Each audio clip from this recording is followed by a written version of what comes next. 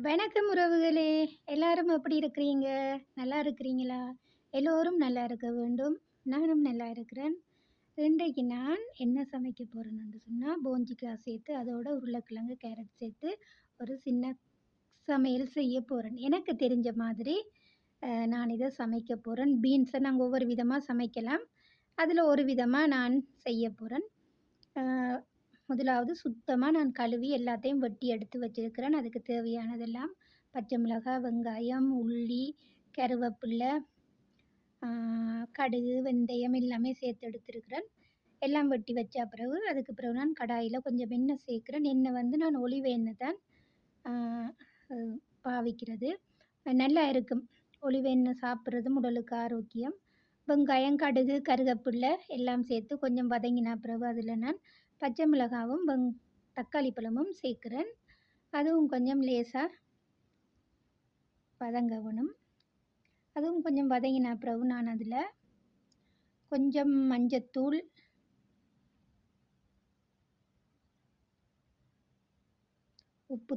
உப்புத்தூள், மஞ்சத்தூள், மிளகுத்தூள்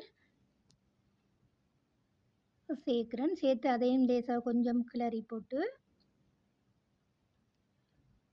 நல்லா இருக்கும். இப்படி தேங்காய் பால் விட்டு கொஞ்சம் கட்டியாக்கி சமைச்சு எடுக்கும்போது நல்ல டேஸ்ட்டா இருக்கும். இப்படி எங்களோட அம்மா சமைச்சு தருவாங்க. அப்போ அதை போல் நானும் ஒருக்கா சமைச்சு சாப்பிடணுமெண்டு இன்றைக்கு இப்படி இந்த பீன்ஸ் கறி செய்கிறேன். அதுக்கு பிறகு நான் அதோட வெட்டி வச்சிருந்த கேரட், போஞ்சி, உருளைக்கிழங்கு எல்லாத்தையும் சேர்த்து நல்லா கொஞ்சம் மிக்ஸ் பண்ணி விடணும். நல்லா மிக்ஸ் பண்ணணும். அப்போ தான் எல்லாம் ஒன்றோட ஒன்று சேரும் உப்பெல்லாம். அப்படியே சின்ன அடுப்பில் நாங்கள் அடுப்பில் நெருப்பை குறைச்சி வைக்க வேணும். அப்போ தான் அது ஆவியிலெல்லாம் வெந்து எண்ணெயில் வதங்கி வரும் நல்லா. நல்லா இருக்கும். பீன்ஸ், உருளைக்கிழங்கு, கேரட் எல்லாமே ஒரு ஆரோக்கியமான மரக்கறி தான். அப்படியே மூடி வச்சோம்னு சொன்னால் பாருங்கள் எல்லாம் நல்லா வதங்கி வந்துட்டுது. வதங்கின பிறகு நான் கொஞ்சம் கட்டிப்பால் சேர்க்குறேன். நல்ல டேஸ்ட்டாக இருக்கும் கட்டிப்பால்.